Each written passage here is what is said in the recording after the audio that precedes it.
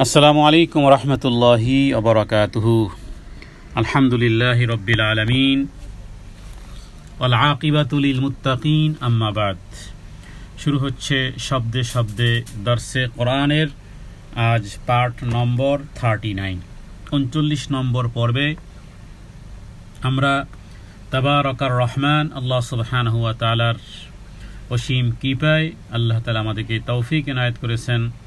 শব্দে শব্দে দর্সে কোরআনের আজ আমরা 39তম পর্বে উপনীত হতে পেরেছি, আলহামদুলিল্লাহি রব্বিল আলামিন।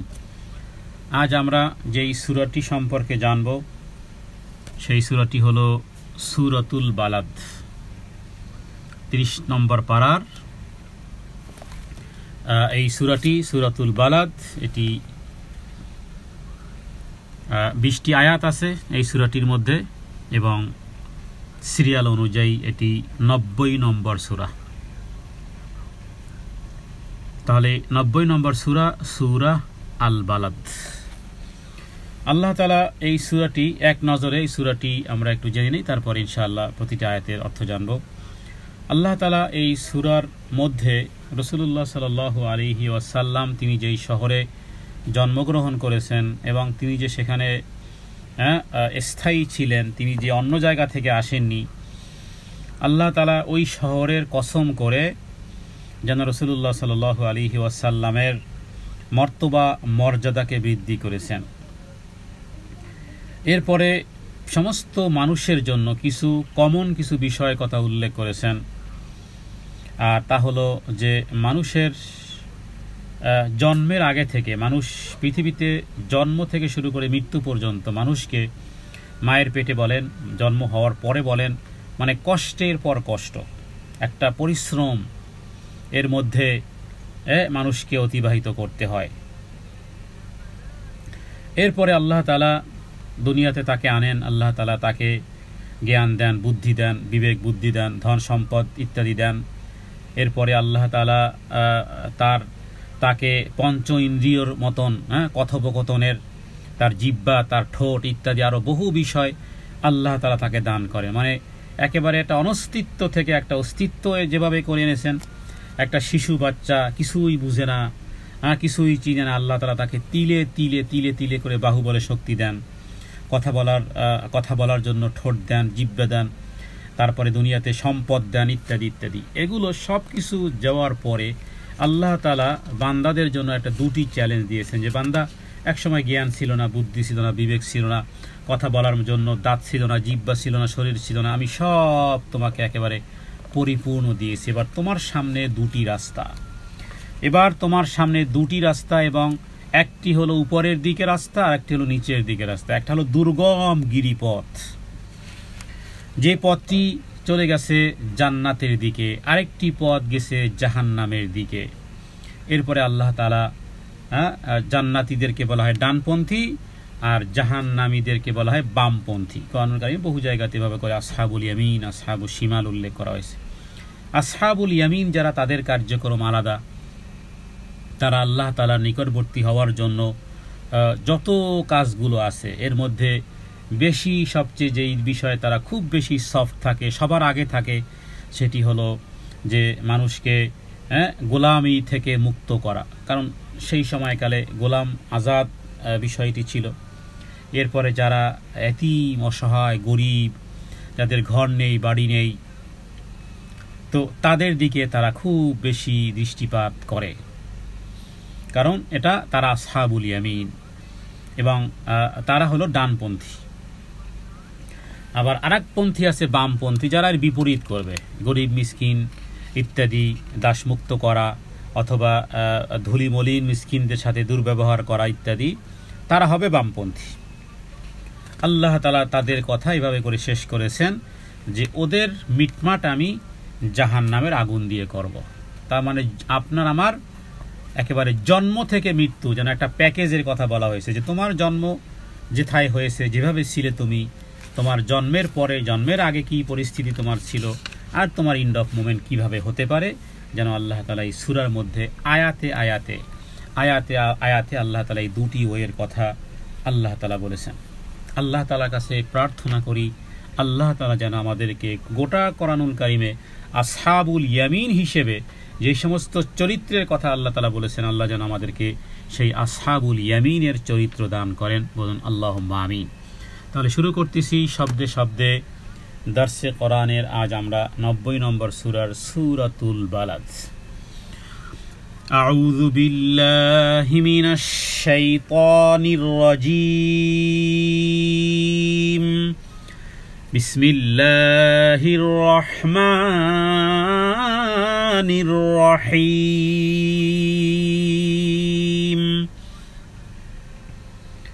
যদি আপনাদের সামনে কোরআনুল কারীম থাকে তাহলে অবশ্যই কোরআনুল কারীমের দিকে নজর বুলাবেন, কারণ এই শব্দগুলো কোনো আরবি শব্দ নয়।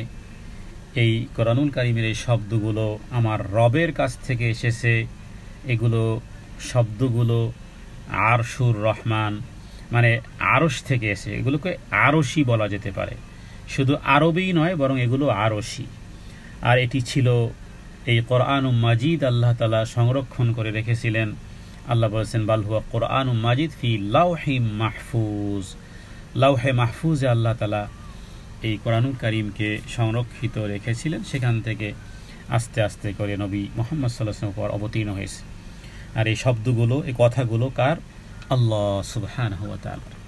যেন আমরা রবের সাথে এখন কথোপকথনে অংশগ্রহণ করতেছি। আচ্ছা, লা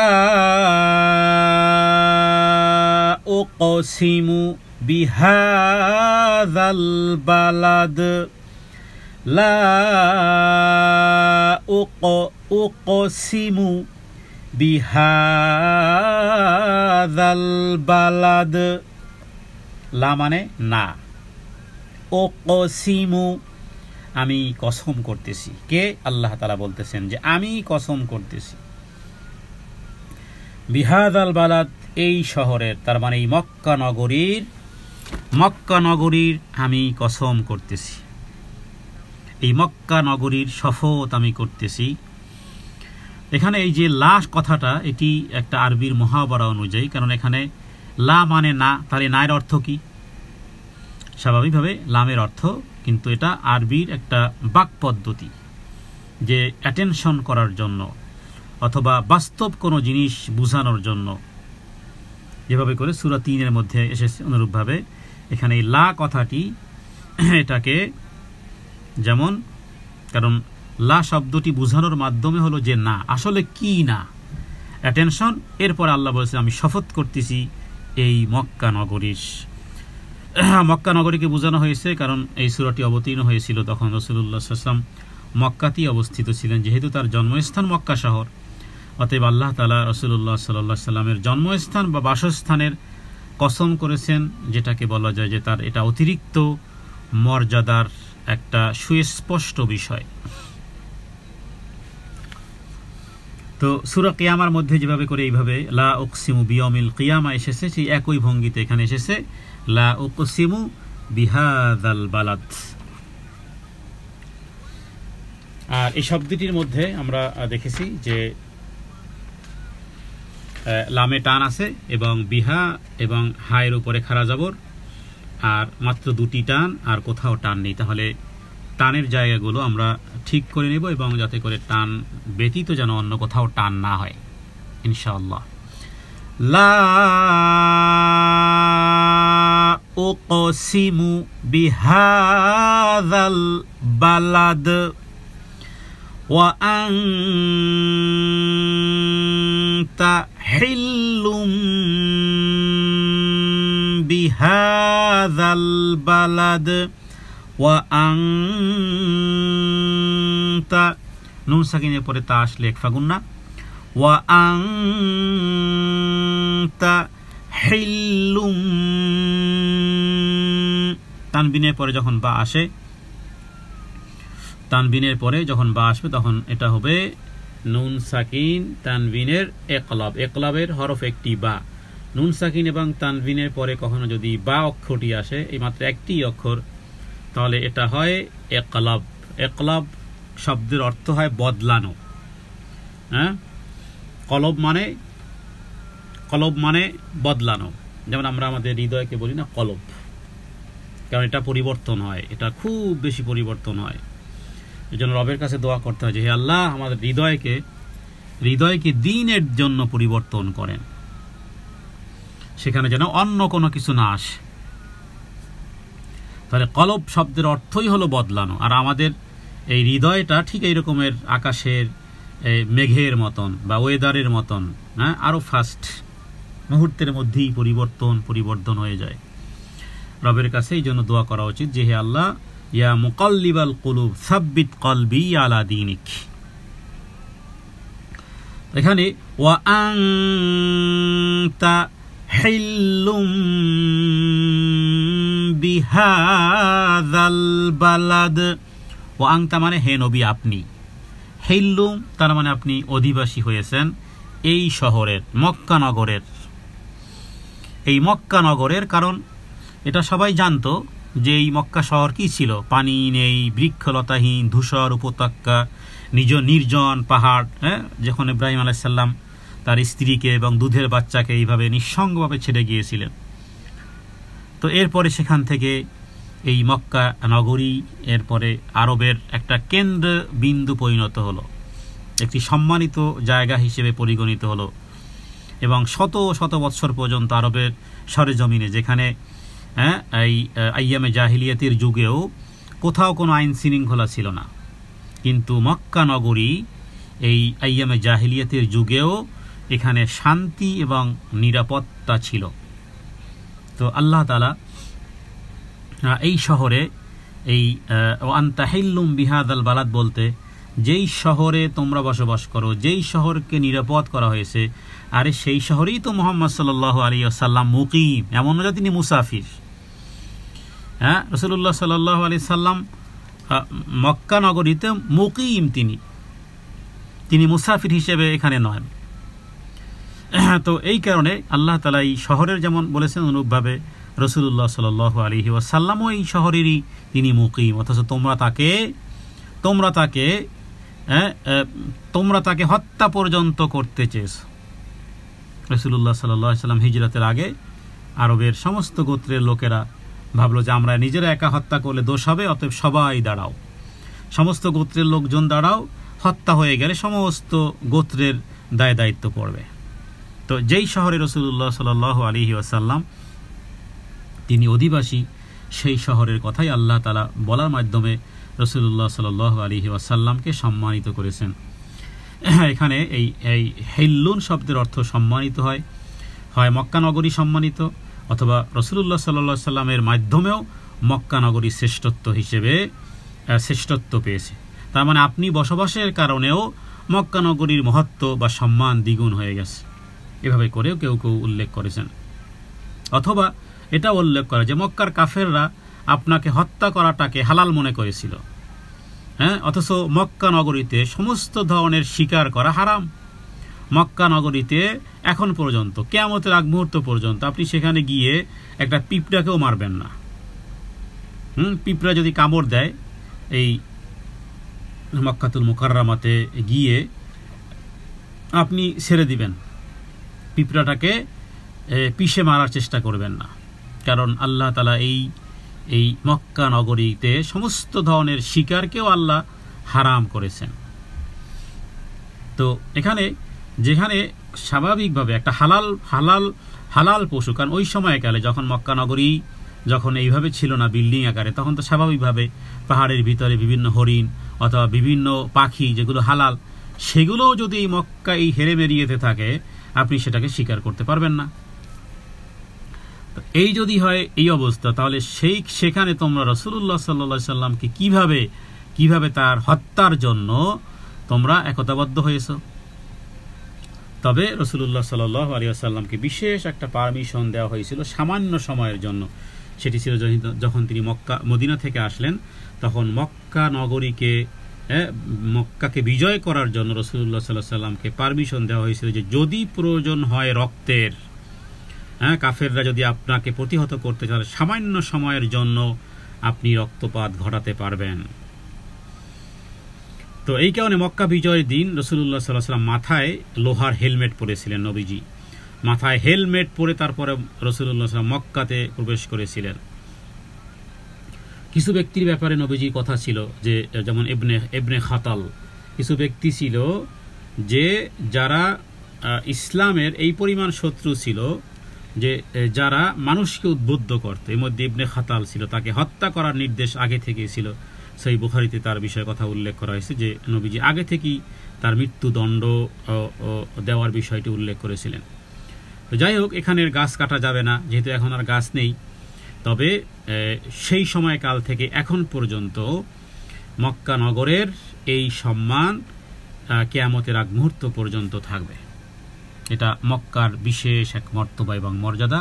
আল্লাহ তাআলা এই শহরের কথা এইভাবে উল্লেখ করেছেন। তাহলে দেখুন এখানে নবীজির কথা এবং নবীজির শহরের কথা। এরপরে তৃতীয় আয়াত, ওয়ালিদিন ওয়ামা ওয়ালাদ, ওয়ালিদিন ওয়ামা ওয়ালাদ। ওয়ালিদিন, ওয়াও মানে এবং, ওয়ালিদ শব্দের অর্থ হয় পিতা।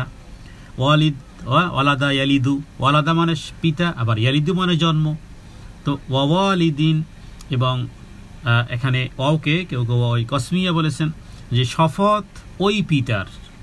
ওয়াও মানে এবং বা ওয়াও মানে কসম, ওয়ালিদিন মানে কসম ওই পিতার বা শপথ ওই পিতার। এই পিতা দ্বারা প্রত্যেক পৃথিবীতে যত পিতা আছে তাদেরও হতে পারে, অথবা ওয়ামা ওয়ালাদ এবং ওর কসম যা সে জন্ম দেয়। কসম জনকের যা সে জন্ম দেয়, অথবা কসম হলো জন্মদাতার। এখন জন্মদাতার মধ্যে আমাদের প্রথম যিনি আদি পুরুষ তিনি হলেন আদম আলাইহিস সালাম, তিনিও হতে পারেন। অথবা যেহেতু বাপ এবং তার ঔরসে জন্মগ্রহণকারী সন্তানদের ব্যাপারেও এখানে কথা বলা হয়েছে ওয়ালিদিন ওয়ামা ওয়ালাদ। তো এখানে আদম আলাইহিস সালামও হতে পারে, অথবা প্রত্যেক সন্তান, প্রত্যেক ব্যক্তির ঔরসে জন্মগ্রহণকারী সন্তান বলতে দুনিয়ায় বর্তমানে যত মানুষ পাওয়া যাবে, অথবা যত মানুষ পৃথিবী থেকে অতিবাহিত হয়ে গেছে, অথবা ভবিষ্যতে যত সন্তান জন্মগ্রহণ করবে, এভাবে আদম আলাইহিস সালাম থেকে আদি থেকে অন্ত পর্যন্ত মানে সমস্ত বনি আদমের এখানে প্রত্যেক জন্মদানকারী পিতা আর ওয়ালাদ বলে প্রত্যেক সন্তানকে বোঝানো হয়েছে। শপথ জন্মদাতার যখন সে জন্ম দেয়। এই কথাটি আসলে এত ব্যাপক যে আল্লাহ তাআলা যেভাবে করে, দেখুন রাসূলুল্লাহ সাল্লাল্লাহু আলাইহি ওয়াসাল্লামের মর্তবা আমরা জানলাম, কাবা ঘরের মর্তবা মর্যাদা জানলাম, ঠিক যেন সেই সেকেলে সেই ধারাবাহিকতারই যেন আল্লাহ তাআলা পিতা এবং পুত্রের সম্পর্ককেও এইভাবে বলেছেন। যখন কারো পিতা যদি চোরও হয়, কারো পিতা যদি ডাকাতও হয়, হ্যাঁ, কারো মা যদি, আল্লাহ মাফ করুক, যদি সে প্রস্টিটিউট হয়, তবু তার সন্তানের কাছে কিন্তু সে মা। নবীজি যুদ্ধের ময়দানে বলতেন, খবরদার যদি কোনো বন্দী হিসেবে যদি কোনো মা এবং কোনো সন্তান যদি তোমাদের হাতে গ্রেফতার হয়, তখন কখনোই তোমরা সন্তানকে তার পিতা থেকে, সন্তানকে তার মা থেকে আলাদা করবে না। এটা বহুত বড় একটা হুকুম, কিন্তু সমাজে আজকে দেখা যায় যে ছোট্ট শিশু সন্তান মা থেকে আলাদা করা হয়। কোথাও ওই বাচ্চা নিয়ে টানাটানি শুরু হয়, ছেলে বাবা নিবে নাকি মা নিবে। শরীয়ত কি বলে? আরে মায়ের কাছে থাকবে, মায়ের দুগ্ধ পানের বয়স 2 বছর পর্যন্ত তো অবশ্যই মায়ের কাছে থাকবে। প্রয়োজনে মা যে দুধ পান করাবে সেই পয়সা স্বামী দিবে, এটা নিয়ম না। এমনকি নারীর দুগ্ধ সন্তানকে পানের বিষয়ে এভাবে প্রয়োজনে স্বামী পয়সা দিবে। মুহাম্মদ সাল্লাল্লাহু আলাইহি ওয়াসাল্লাম জন্মের পরে কার দুধ পান করেছেন? মা আমেনার? না, আমেনা তো দুনিয়া থেকে চলে গেছে। হালিমাতুস সাদিয়ার পয়সা কে দিয়েছেন? আবু তালেব দিয়েছেন। আব্দুল মুত্তালিব পয়সা দিয়েছে। রাসূলুল্লাহ সাল্লাল্লাহু আলাইহি ওয়াসাল্লামের বাল্যকালীন দুগ্ধ গ্রহণ করার পয়সা আব্দুল মুত্তালিব দিয়ে গেছে। তো অনুরূপভাবে পিতা এবং পুত্রের সম্পর্ক কখনোই যদি জানা যায় যে সাথে ছেলে আছে, তাহলে সেই বাবা এই ছেলের সামনে কখনো সেই বাবাকে কখনো অপদস্থ করা যাবে না। কারণ আপনার দৃষ্টিতে সে চোর হতে পারে, ডাকাত হতে পারে, আসামি হতে পারে, কিন্তু তার ঔরসে যে সন্তান, তার জায়গাটা কিন্তু তাদের পবিত্রতার বিধান। এই যে সূরা বালাদ পড়ো 3 নম্বর আয়াতে আল্লাহ তাআলা যেন এই পিতার পুত্রের সম্পর্কের বিষয়গুলো উল্লেখ করা হয়েছে। বিশেষ করে স্বামী স্ত্রী ঝগড়া বিবাদের সময় বা ইত্যাদি বিষয়গুলো কিন্তু কখনো কখনো মা অথবা কোনো কোনো বাবা এই কাজগুলো করে থাকে। নাউযুবিল্লাহ মিন যালিক। আল্লাহ তাআলা এখানে এই কথার মাধ্যমে তাফসীরকারগণ এই আয়াতটিকে এতটাই যে রক্তের সম্পর্কে পিতা এবং পুত্র, অনুরূপভাবে একজন সন্তান হিসেবে মা, এই ফ্যামিলি স্ট্রাকচারের যেই রক্তের সম্পর্কের এটা অনেক বড় পবিত্র একটা বিধান, যেন আল্লাহ কসম করেছেন। কসম আল্লাহকে এমনি হালকা কোনো জিনিসে কসম করেন না। তার মানে আল্লাহ তাআলা প্রত্যেক ঔরসে জন্মগ্রহণকারী সন্তান বলতে দুনিয়ার বর্তমানে যত মানুষ পাওয়া যাবে, যত মানুষ অতীতে চলে গেছে, ভবিষ্যতে যারা পাবে, সবার জন্য আল্লাহ তাআলা যেন এখানে এক কসমের মাধ্যমে একটা সম্মানের একটা সর্বোচ্চ শিখরে যেন আল্লাহ তাআলা এই আয়াতটির মাধ্যমে একে অপরের সম্পর্কের বিষয়টি উপস্থাপন করেছেন। অতএব সাবধান, কোনো বাবার সামনে কোনো সন্তানকে, আবার কোনো সন্তানের সামনে কোনো বাবাকে অপমান করা মানে যেন আল্লাহ তাআলা যেই সম্মান দিয়েছেন তুমি এসেছো সেই সম্মানকে অপমান অপদস্থ করতে। আল্লাহু আকবার। তাহলে এখানে আল্লাহ তাআলা মানব কুলের পিতা এবং তার জন্মানো সন্তানদের শপথ করেছেন। জি, এরপরে চতুর্থ আয়াত, লাকাদ খালাকনাল ইনসানা ফি কাবাদ। লাকাদ খালাকনাল, দাল বা জিম দাল তোয়া কফ, এগুলো যখন সাকিন হবে তখন কলকলা। লাকাদ খালাকনাল ইনসানা, একফা গুন্না, লাকাদ খালাকনাল ইনসানা ফি কাবাদ। লাকাদ খালাকনাল ইনসানা ফি কাবাদ। লাকাদ মানে অবশ্যই অবশ্যই বা নিশ্চয়ই, খালাকনা আমরা সৃষ্টি করেছি। আল্লাহ এখানে বহুবচন ব্যবহার করেছেন। আল্লাহ বহুবচন ব্যবহার করার দ্বারা একাধিক আল্লাহ বুঝায় না, বরং এটা রয়্যাল ফ্লুরাল টেন্স বা আল্লাহ তাআলার আজমত, কিবরিয়া, জালালিয়াত ইত্যাদি তার শান বোঝানোর জন্য আল্লাহ তাআলা কখনো কখনো বহুবচন ব্যবহার করেন। লাকাদ খালাকনাল, আমি সৃষ্টি করেছি, আমরা সৃষ্টি করেছি, ইনসানা মানুষকে, ফি মানে মধ্যে, কাবাদ শব্দটি একাধিক অর্থ হয়। কাবাদ অর্থ হয় শ্রম, কাবাদ অর্থ হয় কষ্ট ইত্যাদি। কাবাদ শব্দে বা বিপদ আপদের কষ্ট বা দুঃখ কষ্ট, ক্লান্তি, অবসাদ ইত্যাদি। তো এখানে আল্লাহ তাআলা উল্লেখ করেছেন যে নিঃসন্দেহে আমি মানুষকে সৃষ্টি করেছি কষ্ট এবং পরিশ্রমের মধ্যে। তার মানে হলো যে এই দুনিয়ায় আনন্দ উপভোগ করার ও আরামে শুয়ে শুয়ে মানে সুখের বাঁশি বাজানোর, উপমায় বলি না যে সুখের বাঁশি বাজানোর জন্য মানুষকে আল্লাহ সৃষ্টি করেননি, বরং এই দুনিয়াতে পরিশ্রম, মেহনত, কষ্ট করার এবং কঠিন অবস্থার মোকাবিলার করার একটা কম্পিটিশন এই প্লেস। এটা এখানে ঠ্যাংয়ের উপর ঠ্যাং থুয়ে এখানে সুখের বাঁশি বাজানোর জন্য আল্লাহ দুনিয়াতে পাঠাননি। এখানে অতিক্রম করা, সামনের দিকে অগ্রসর হওয়া ইত্যাদি বিষয়ে মানুষকে কষ্টের পর কষ্ট, মানুষকে আমি সৃষ্টি করেছি অত্যন্ত কষ্ট এবং শ্রমের মধ্যে। দুনিয়ার প্রত্যেকটি মানুষ কোনো না কোনো কষ্টের মধ্যে আছে, আবার কোনো না কোনো মানুষ শ্রম নির্ভর হিসেবে সৃষ্টি হয়েছে। আদম আলাইহিস সালাম কি কাজ করতেন? চাষাবাদ করতেন, সারাদিন চাষাবাদ করেছেন। জিবরাইল আমিন শিখিয়ে দিয়েছে চাষাবাদ। বেশিরভাগ নবীদের চাষাবাদ করেছেন। যদি আপনার নবীদের কাজগুলো দেখা যাবে তাহলে দেখা যাবে কৃষিকাজ, পশুপালন, কৃষিকাজ। অধিকাংশ নবীদের এই কাজ ছিল। অধিকাংশ নবীরাই তারা ছাগল চড়িয়েছেন, দুম্বা চড়িয়েছেন, তার মানে পশু লালন পালন করেছেন, পশুর খাবার দেওয়া ইত্যাদি। আর কি কাজ করেছেন? কৃষিকাজ করেছেন। মাত্র কয়েকজন নবী, যেমন সালেহ আলাইহিস সালাম, তিনি সুতোর কাজ করতেন।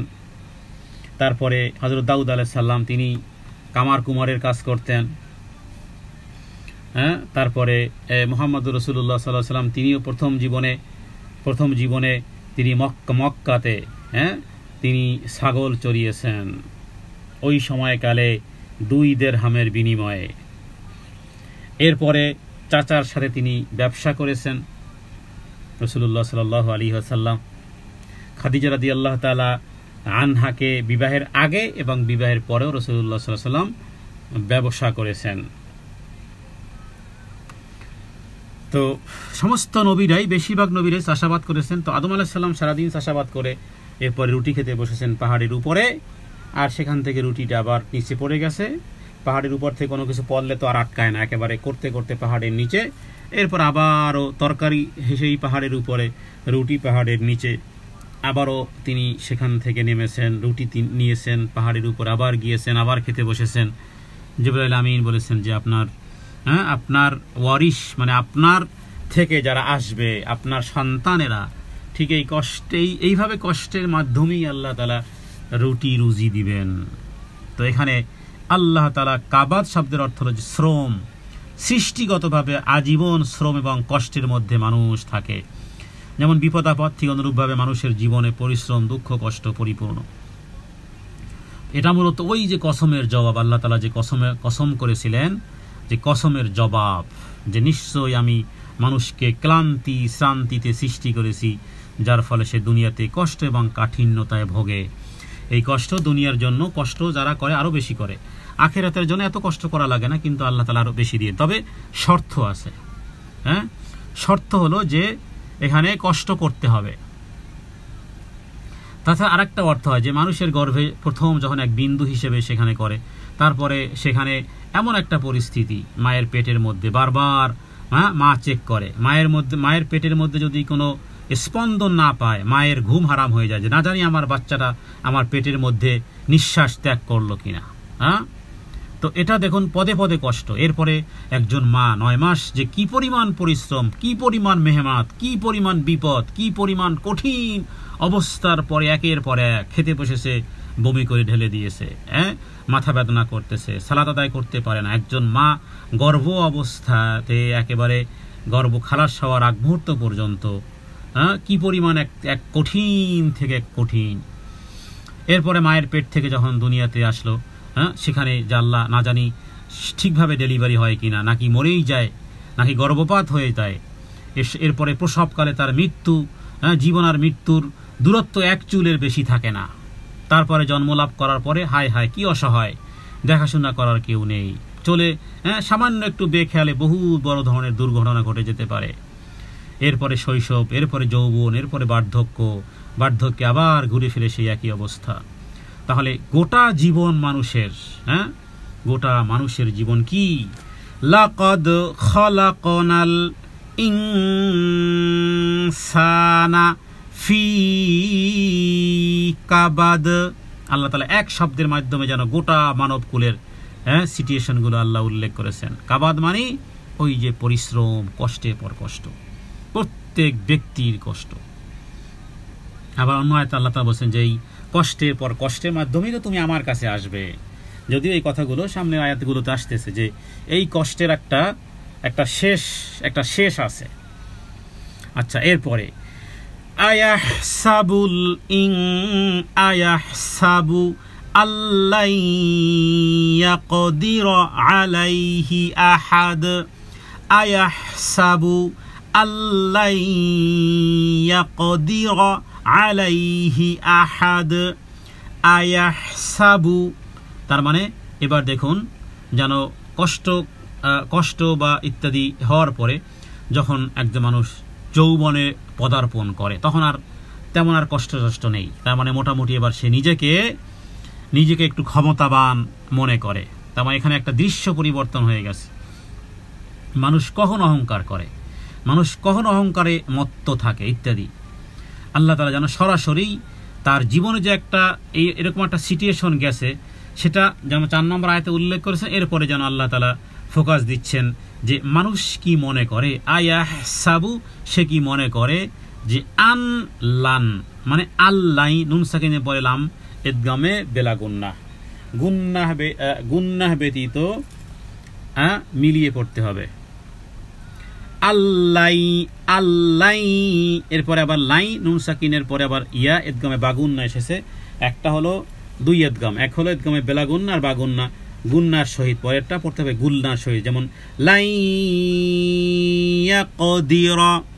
তাহলে প্রথম আয়াহসাবু আল্লাই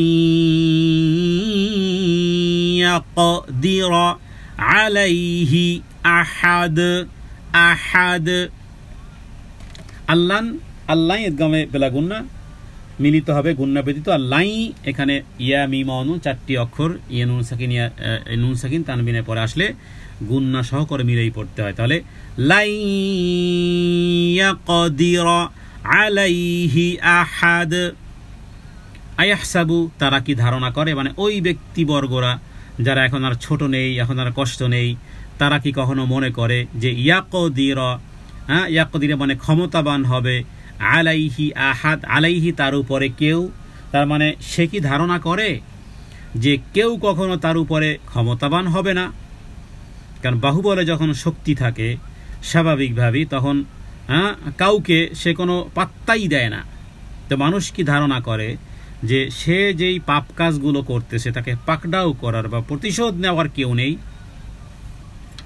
তো এটা আল্লাহ তাআলা মানুষকে যখন প্রচুর ধন সম্পদ করেন অথবা বাহুবলে শক্তি দেন, তখন স্বাভাবিকভাবেই সে তার শরীর, তার সময়, তার দিন আর তার রাত, তার সম্পদ কোথায় যে উড়াবে, কি যে সে করবে, কোন আনন্দ বিনোদনের জন্য সে অংশগ্রহণ করবে, সে হালাল খাবে না হারাম খাবে না কি করবে, ইত্যাদি বিষয়গুলোতে তার তার তার অহংকার এবং তার উদাসীনতা ইত্যাদি প্রকাশ পায়। আল্লাহ তাআলা যেন এই আয়াতের মধ্যে সেই বিষয়টি উল্লেখ করেছেন যে সে কি মনে করে না যে কেউ তাকে পাকড়াও করার শক্তি রাখে। তো এখানে আল্লাহ তাআলা মানুষের মধ্যে যারা যারা বিভিন্নভাবে অন্যায় কাজে জীবনের একটা অংশ থাকে স্বাভাবিকভাবে, যৌবন বয়সে, চাই সে নারী যৌবনা হোক অথবা পুরুষ যৌবন হোক, যৌবনের সময়কালে তার এই ধুমধাম, তার এই জীবনের এনজয় হোক, অথবা অনেকে মনে করে এখন কি বা বয়স আমার, এখনই তো এনজয় করার বয়স। তো সেই ক্ষেত্রে মানুষের সবচেয়ে জীবনের যে ভায়োলেশন যেই সময়কালটাতে হয়, আল্লাহ তাআলা যেন সেই সময়কালটাতে মানুষের জীবনের চুম্বক অংশকে আল্লাহ তাআলা এখানে এনে এটা বুঝিয়েছেন যে মানুষ কি ধারণা করে যে সে পাপ কাজ করলে তাকে পাকড়াও করার বা প্রতিশোধ নেওয়ার কেউ নেই। তো আল্লাহ তাআলা যেন এখানে প্রশ্ন করেছেন ওই ব্যক্তিদেরকে, কারণ এর পরবর্তী আয়াতেও আল্লাহ তাআলা এই আমরা যে কথাগুলো বলেছি, স্বাভাবিকভাবে মানুষ যখন অধিক টাকা পয়সা হয়, দেখতে শুনতে একেবারে সিমসাম, এরপরে আসে টাকা পয়সা, আসে ভরা যৌবন, আর আসে বোগাতি মার্সিডিজ গাড়ি, তো এবার তাকে কে আটকায় তার জীবনের স্পিড? কিন্তু আল্লাহ তাআলা ষষ্ঠ আয়াতে এই বিষয়টি বলেছেন, ইয়াকুলু আহলাকতু মালাল লুবাদা। ইয়াকুলু সে বলে, আহলাকতু মালাল লুবাদা সে গর্বের সাথে বলে আমি তো প্রচুর ধন সম্পদ, আমি তো প্রচুর ধন সম্পদের মালিক, আমি তো প্রচুর ধন সম্পদ আমি নিঃশেষ করি, আমি প্রচুর ধন সম্পদ উড়িয়ে দেই। কোনো ব্যক্তি দেখবেন যে অন্যায়ভাবে পয়সা উড়ায়, সেটা আবার অ্যালাউন্সও করে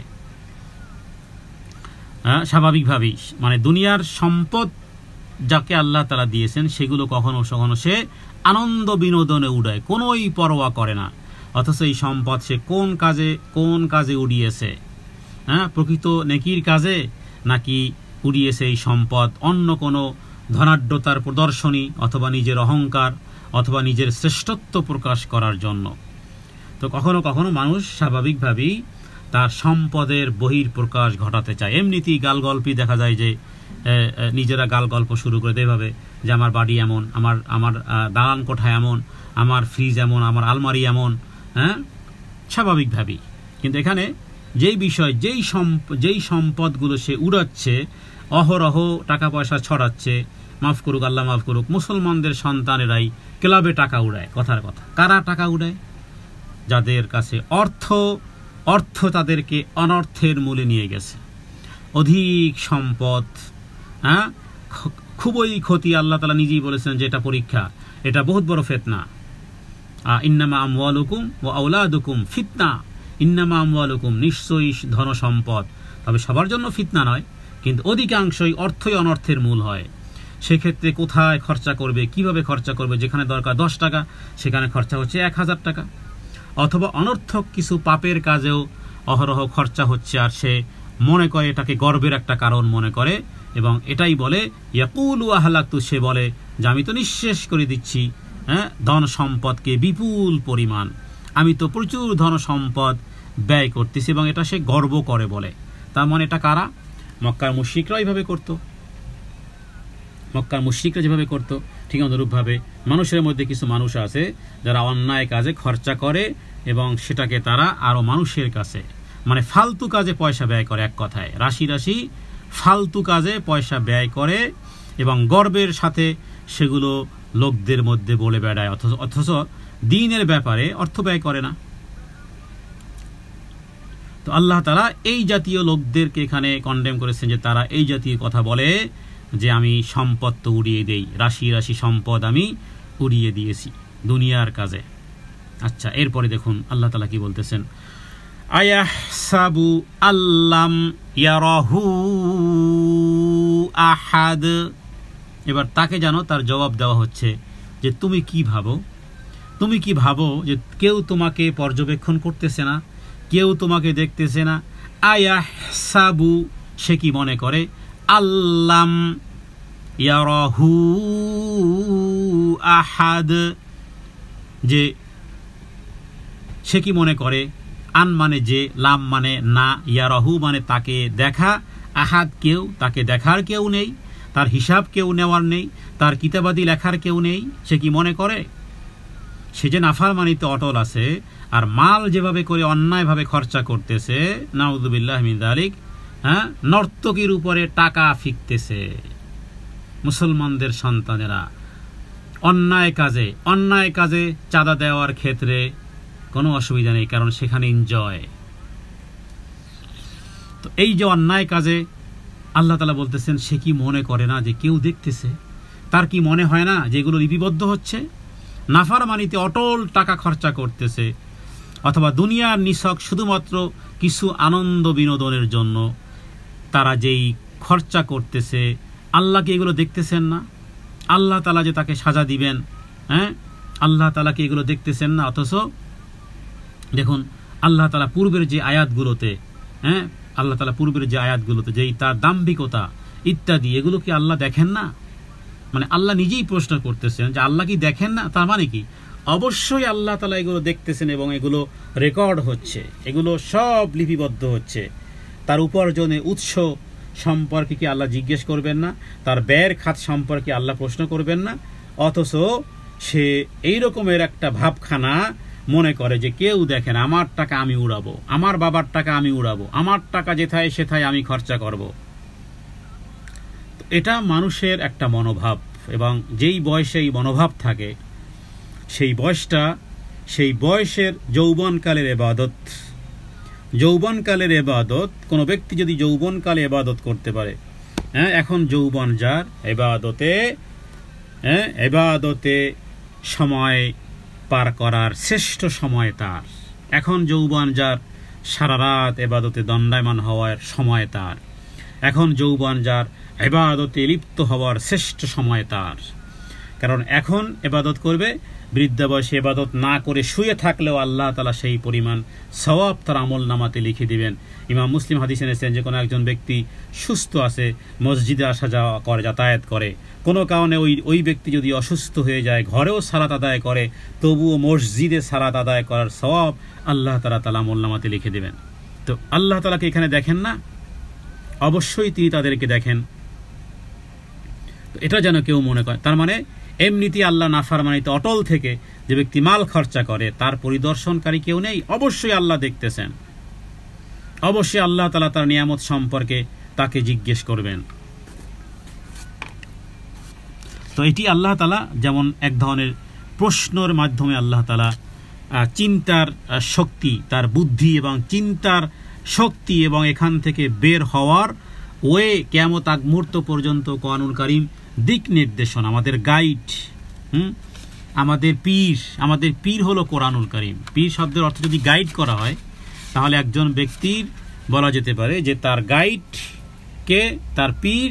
ফার্সি শব্দে যদি বলি পীর কে, আমাদের পীর হলো কোরআনুল কারীম। তাদের ওই শব্দের মধ্যে, কারণ কোরআনুল কারীম চিন্তা ভাবনার খোরাক জুগিয়েছে যে কোন পথে সে চলবে। তো তিনি দেখতেছেন কোত্থেকে সম্পদ আসতেছে, কোথায় তিনি কোন স্বার্থে ব্যয় করা হচ্ছে, ইত্যাদি ইত্যাদি বিষয়গুলো আল্লাহ তাআলা তিনি মানুষের যে সমস্ত কাজকর্ম করে এগুলো আল্লাহ তাআলা তিনি লিপিবদ্ধ করবেন। এটাই আল্লাহ তাআলা বলেছেন যে তারা কি দেখে না, সে কি ধারণা করে যে কেউ তাকে দেখে না। এরপরের আয়াত এবার দেখুন, আল্লাহ তাআলা যেন আবার ঠান্ডা মাথায় মানুষকে বুঝাচ্ছেন যে তুমি তোমার শক্তি আর বাহুবল যে তুমি যে ব্যয় করতেছো বান্দা, এবার একটু তাকাও, নিজের শরীরের দিকে একটু তাকাও তো। কি? আলাম নাজআল লাহু আইনাইন, আলাম নাজআল লাহু আইনাইন, আলাম নাজআল লাহু আইনাইন। যেমন বাচ্চা মা যেমন বাচ্চাকে কখনো রাগ করে, কখনো তাকে বুঝায়, এরপর সে বুঝতে চায় না, আবার তাকে কাছে ডেকে নেয়, আবার যেন আদর করে, আবার যেন মা হিসেবে তার স্নেহ ভালোবাসা মমতা প্রকাশ করে, আবারও চায় যাতে করে বাচ্চা সঠিক জিনিসটি বুঝে। দেখুন আল্লাহ তাআলা এখানে কিছু জিনিসের মানে প্রশ্নই নিজেই করেছেন যে তিনি কি দেখেন না, তুমি যা করতেছো তিনি কি জানেন না? অবশ্যই জানেন। এবার আবার আল্লাহ তাআলা তার বান্দার শরীরের দিকে দৃষ্টিপাত করার জন্য আল্লাহ বলতেছেন যে দেখো আমি কি তোমার জন্য দুটি চোখ বানাইনি? আলাম নাজআল, আলাম মানে আমি কি করিনি, নাজআল আমরা কি বানাইনি, লাহু তার জন্য, তোমার জন্য, আইনাইন চক্ষুদয়, আমি কি তোমার জন্য সৃষ্টি করিনি কত সুন্দর দুটি চোখ? আলাম নাজআল লাহু আইনাইন, এই যে চক্ষু যুগল যা দিয়ে তুমি দেখো, এই দুটি চোখ কে বানিয়েছে? তুমি যখন মায়ের পেটে ছিলে তোমার মা বানিয়েছে না তোমার বাবা বানিয়েছে?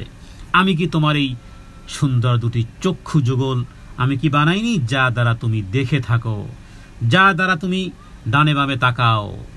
এরপরে ওয়ালিসানাউ ওয়াশাফাতাইন, ওয়ালিসানাউ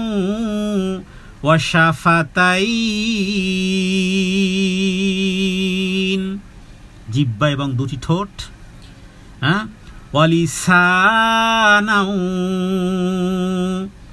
এবং জিহ্বা, ওয়াশাফাতাইন আর দুটি ঠোঁট। যখন জিহ্বা দ্বারা আমরা কথা বলি, নিজের মনের ভাব প্রকাশ করি, যার জিহ্বা কাটা বা জিহ্বা কথা বলতে পারে না, তারা কত কষ্ট করে কি বলে, তো কত কষ্ট হয়, বুঝতেও কষ্ট হয়, তার বলতেও কষ্ট হয়। তাহলে জিহ্বা দ্বারা আমরা যেই মনের ভাব, আমাদের মনের সুপ্ত কথাগুলোকেও আমরা মনের ভাব প্রকাশ করি। আর দুই ঠোঁট যদি আপনার না থাকতো কি অবস্থা হতো? খাবার দাবার কিছু খেতে পারতেন? খালি পাইপ দিতে হতো, গলার মধ্যে পাইপ ঢুকাও আর পাইপের এপাশ থেকে খাবার ঢালো, বাস। দুই ঠোঁট না হলে খাওয়ার কাজে সহযোগিতা।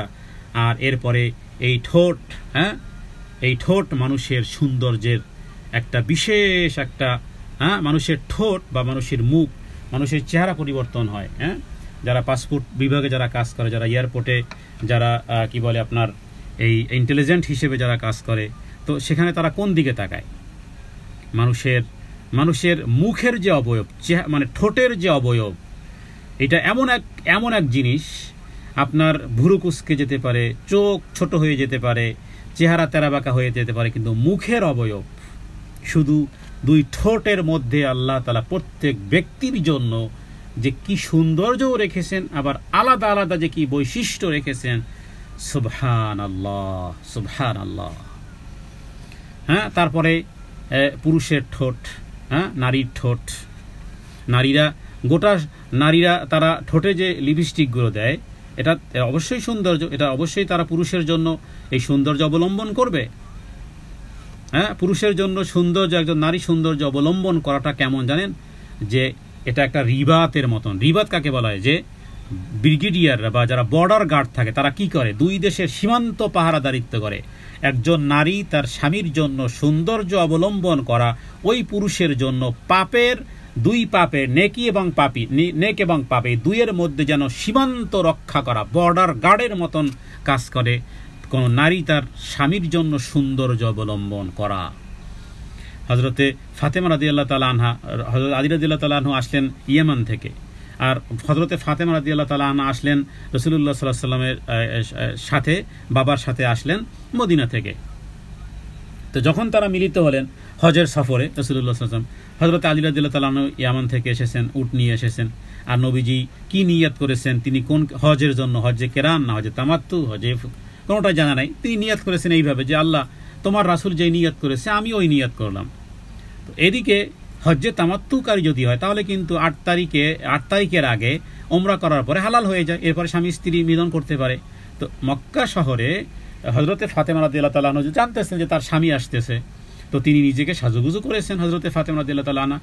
ওদিকে হজের সফরে হযরত আলী রাদিয়াল্লাহু তাআলা আনহু তার নিজের স্ত্রীকে এভাবে সাজুগুজু করার অবস্থা দেখে রেগে গেলেন যে তুমি এমনিতে আমি তোমার কাছ থেকে এত দিন দূরে, তারপরে তুমি আবার সাজুগুজু হয়ে আসো। তো স্বাভাবিকভাবেই হ্যাঁ, একজন স্বামী তার স্ত্রীর সাজুগুজু হওয়ার কারণে যেই মায়েল হবে তার প্রতি, আর ওদিকে আমি হজের সফরে, রেগে গেলেন। হযরতে ফাতেমা বুঝে ফেললেন, বললেন দেখো রাগ কোন, আগে জেনে নাও যে কোন হজের ইতে, যেমন হজ্জে তামাত্তুকারী যদি হও তাহলে তো আমরা স্বাভাবিকভাবেই ওমরা করার পরে এরপরে মক্কা নগরী থাকা অবস্থাতে স্বামী স্ত্রী তারা মিলিত হতে পারবে। তো এখন যে কথাটি জরুরি সেটি বিষয় হলো যে একজন নারী তার চোখে যা কিছু দেওয়ার দিবে, হ্যাঁ, আইব্রু দিবে, তার ঠোঁটে লিপস্টিক পাবে, কার জন্য? স্বামীর জন্য। এবং স্বামীর জন্য সাজুগুজু করা, সেটা সামান্য পরিপাটি হোক, চুল আঁচড়াবে, নিজেকে সাজুগুজু করবে, যতটুকু আছে, এটা এমন একটা বিষয়। রাসূলুল্লাহ সাল্লাল্লাহু আলাইহি ওয়াসাল্লাম সমস্ত যুদ্ধ থেকে আসার পরে মসজিদে নববীতে এসে আগে 2 রাকাত সালাত আদায় করতেন, বাড়িতে খবর পাঠাতেন, কারণ সেটা যেহেতু মোবাইলের যুগ ছিল না। হ্যাঁ, আর স্ত্রীরা আমাদের উম্মুল মুমিনিনগণ তারা নিজেদেরকে পরিপাটি করতেন। এবং একাধিক হাদিসে আছে যে একজন পুরুষ তার স্ত্রীকে এমত অবস্থায় না দেখা উচিত যে নিজের স্ত্রীর উপরই তার এক ধরনের ঘৃণার সৃষ্টি হয়। হতে পারে যে দূর দেশ থেকে আসলেও কিছু না বলে, আর স্ত্রী তখন একেবারে কাঁচা দিয়ে এই ঘর সাফ করার মনে করেন যে কাদা মাটি মেখে একেবারে একাকার হয়ে আসে, এটা উচিত নয়।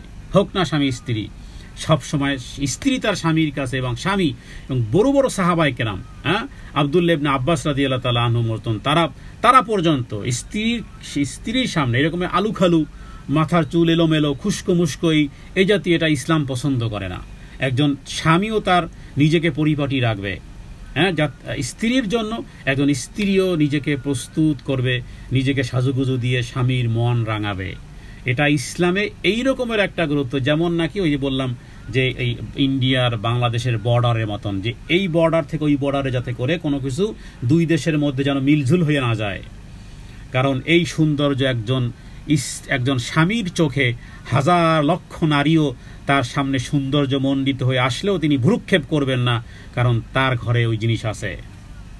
এবার রাসূলুল্লাহ সাল্লাল্লাহু আলাইহি ওয়াসাল্লাম এই ব্যাপারে এত হাদিস বলেছে যে কখনো যদি ভুলেও কোনো নারীর কোনো অঙ্গের দিকে তোমার দৃষ্টিপাত হয়ে যায়, তাহলে তুমি তোমার স্ত্রী ওই অঙ্গটা দেখে নাও, কারণ তুমি যেটা দেখে প্রভাবিত হয়েছে, যেটা হৃদয় অস্ফাসা এসেছে, এবার তুমি তোমার স্ত্রী সেই অঙ্গ দেখে নাও। কিন্তু দুঃখের বিষয় হলো যে বহু নারীরা আছেন তারা নিজেরা একেবারে এলোমেলো, ময়লা আবর্জনা এবং কোনো রকমের পরিপাটি করে থাকেন না। এটা এর মাধ্যমে আল্লাহ মাফ করুক, স্বামী হতে পারে তার অফিসে, হ্যাঁ, একজন কালো, নিজের স্ত্রীর চেয়ে কালো, কিন্তু হতে পারে এটা কোনো কেচ্ছা কাহিনীর, ব্যাংক সাপের কেচ্ছা কাহিনী না, এটা আসলে বাস্তব, এটা লজিক। সেটা হলো যে নিজের ঘরে সুন্দরী স্ত্রী আছে, হতে পারে এই পুরুষটা তার চরিত্র, তার দৃষ্টি অন্য নারীর দিকে যেতে পারে, কারণ হতে পারে যেই নারীকে সে দেখতেছে সে কালো, সে বিশ্রী, কিন্তু তারপর সে পরিপাটি করে আসে, পরিপাটি, কারণ যেহেতু এখন গোটা সমাজ, গোটা পৃথিবী ফ্রি মিক্সিং। তো সেই ক্ষেত্রে একজন নারীর নারীর বর্ডার গার্ডের মতন, যে তার স্বামী পাপ পঙ্কিলতা থেকে বাঁচতে পারবে যদি কোনো নারী তার স্বামীর জন্য নিজেকে রঙিন করে, নিজেকে সাজুগুজু করে নিজেকে তার সামনে উপস্থাপন করে, তাহলে তার স্বামী পাপ থেকে বেঁচে যাবে। তা না হলে হতে পারে যে অনেক সুন্দরী, ফিজিক্যাল অনেক দেখতে শুনতে, কিন্তু হতে পারে স্বামী এমন একটা মেয়ের প্রতি মাইল হয়ে গেছে যে তার পায়ের সৌন্দর্যের সমান না, কিন্তু ঘটনা কিছু নিশ্চয়ই আছে। হতে পারে সেই যেই কালো কুৎসিত যেই নারীটিকে দেখা যাচ্ছে, সে হতে পারে সেই নারী নিজেকে পরিপাটি করে পুরুষের সামনে উপস্থাপন করে। অফিস আদালতে যারা চাকরি করে তারা এটাই তো ঘটনা ঘটে। মাইল কেন হয়? মাইল এই কারণে হয়, এটা বহু আলেমের গবেষণা। বহু পুরুষ টুগেদার একসাথে চাকরি করতেছে নিজের ঘরে, সুন্দরী রূপসী নারী তার ঘরে, তারপরেও সে ওই কি বলবো, মানে তার স্ত্রীর তার একটা নখের সৌন্দর্য ওই নারীর প্রতি না, কিন্তু পাগলপাড়া হয়ে বসে আছে। ঘটনা কি, কেন? এই কারণে যে নারী তার নিজে স্বামীর সামনে সুন্দরভাবে উপস্থাপন করবে, এটা শরীয়তেরই বিধান। তো এখানে আল্লাহ তাআলা দেখুন এই তার ওষ্ঠের কথা, ঠোঁটের কথা উল্লেখ করেছেন। তার জিহ্বার কথা, তার ঠোঁটের কথা। দুই ঠোঁট, আমি কি সুন্দর দুটি ঠোঁট ওষ্ঠদ্বয়, আমি কি একটি জিহ্বা এবং দুটি ঠোঁট তোমাদেরকে দেইনি? এরপরে তাহলে তার শারীরিক এটা সবাই পেয়েছে, জিহ্বা পেয়েছি, ঠোঁট পেয়েছি আমরা। এরপরে আল্লাহ তাআলা ঠিক অনুরূপভাবে এর সাথে আরেকটি জিনিস বলতেছেন, ওয়াহাদাইনাহুন নাজদাইন। ঠিক আমি কিন্তু এরকমের দুনিয়ার জীবদ্দশায় পাপ এবং পুণ্যের দুটি ওয়েও আমি দেখিয়েছি। ভালো এবং মন্দ দুটি পথে দিশাই আল্লাহ তাআলা তার বান্দাকে দিয়েছেন। শুধুমাত্র বুদ্ধি এবং চিন্তার শক্তি দান করে নিজের পথ নিজে খুঁজে নেবার জন্যই ছেড়ে দেননি, বরং তাকে পথ দেখিয়েছেন। ভালো পথ, মন্দ পথ, নেকির পথ, আবার গুনাহের পথ, উভয়টাই তার সামনে সুস্পষ্ট। সুতরাং ভালোভাবে চিন্তা ভাবনা করে তার মধ্যে থেকে নিজ দায়িত্বে যেই পথটি সে ইচ্ছা গ্রহণ করতে পারবে। আল্লাহ তাআলা কোরআন কারীমে অন্যত্র বলেছেন, আমি মানুষকে বীর্য থেকে সৃষ্টি করেছি, তারপরে তার পরীক্ষা নেওয়া হয়েছে, তাকে শ্রবণ শক্তি দেওয়া হয়েছে, দৃষ্টি শক্তি দেওয়া হয়েছে। এরপরে সে ইচ্ছা করলে সে ইম্মা শাকিরান ইম্মা কাফুরান, হয় শুকুরকারী হবে, না হয় কুফুরকারী হবে। তো নাজদাইন, দুটি পথ, একটা সৌভাগ্য সাফল্যের পথ, আর একটা হলো নিজেকে অনিষ্ট এবং ধ্বংসের পথ। এবার বান্দা কোন দিকে যাবে? তোমার তবে পরবর্তী আয়াত থেকে যেটা বোঝানো হয়েছে যে একটা পথ আছে আবার কিন্তু দুর্গম। সে পথে যেতে হলে মানুষকে নিজের প্রবৃত্তি, তার আকাঙ্ক্ষা এবং শয়তানের প্ররোচনার সাথে লড়াই করে এগিয়ে যেতে হয়। আর একটা পথ হলো একেবারে ইজি, একেবারে সহজ, যেটি খাদের মধ্যে চলে গেছে। নিচের দিকে নেমে যাওয়ার জন্য কখনোই পরিশ্রমের প্রয়োজন হয় না, বরং শুধুমাত্র নিজের প্রবৃত্তিটাই ছেড়ে দাও, ব্যাস যথেষ্ট। এমনি আপনি গড়িয়ে পড়বে। বিধায় আল্লাহ তাআলা জান্নাত জাহান্নাম বানানোর পরে জিবরাইলকে বলেছেন, জিবরাইল যাও জান্নাত দেখে আসো, জিবরাইল জাহান্নাম দেখে আসো। এরপরে যেই রিপোর্ট জিবরাইল আমিন দিল যে সবাই জান্নাতে যেতে চাইবে, আর কেউ জাহান্নামে যেতে চাইবে না। আল্লাহ কি জিনিস বানালেন যে কেউ এমন জায়গাতে কেউ যেতে চাইবে না। কে যাইতে চাইবে জাহান্নামে? আর জান্নাত যা দেখে আসলাম আল্লাহ, এটা তো কেউ বাদ থাকবে না। আপনার সব সৃষ্টিগুলো একেবারে যে কোনোভাবেই হোক না কেন জান্নাতে যাবেই যাবে, জাহান্নামে কেউ যাবে না। এরপরে আল্লাহ তাআলা কি করলেন? হুজিবাতিন নারু বিশ-শাহওয়াতি হুজিবাতিল জান্নাতু বিল মাকারিহি। আল্লাহ তাআলা পর্দা দিয়ে দিলেন, জান্নাতকে ঢেকে দিলেন। হুজিবাতিল জান্নাতু বিল মাকারিহি, অপছন্দনীয় কাজ, দুর্গম গিরিপথ, দুঃখ, দুর্দশা, হতাশা, ক্ষুধা, তারপরে আরো বিভিন্ন রকমের অপছন্দনীয়তা দিয়ে আল্লাহ তাআলা জান্নাতের মোড়ক বানিয়ে দিলেন। আর জাহান্নামকে চিত্তাকর্ষক বানিয়ে দিলেন জাহান্নামকে। এবার বললেন যে যাও এবার ভিজিট করে আসো জিবরাইল আমি এবার ভিজিট করে এবারে সে রিপোর্ট দিল, হায় আল্লাহ, কেউ জান্নাতে যেতে পারবে না, সব জাহান্নামে ঢুকবে। কারণ জাহান্নামকে চিত্তাকর্ষক বিষয়গুলো দিয়ে, সেক্সুয়াল অ্যাপ্লাই দিয়ে কামনা বাসনা চরিতার্থ করার সূত্র দিয়ে দিয়ে দিয়ে দিয়ে জাহান্নামকে প্যাকেট করা হয়েছে। মানুষ তো ওখানেই ধাবিত হবে, লাভ দিয়ে হুমড়ি খেয়ে ওখানেই যাবে। আর জান্নাত এক কষ্টময় জীবন, যেখানে লড়াই করতে হয় প্রবৃত্তির সাথে, শয়তানের সাথে লড়াই করতে হয়। কে যাবে জান্নাতে? হুজিবাতিল জান্নাতু বিল মাকারিহি হুজিবাতিল জান্নাতু বিল মাকারি হুজিবাতিল নারু বিশ শাহওয়াতি। আল্লাহু আকবার। তবে আল্লাহ তাআলা মানুষকে জ্ঞান দিয়েছেন, মেধা দিয়েছেন, প্রজ্ঞা দিয়েছেন।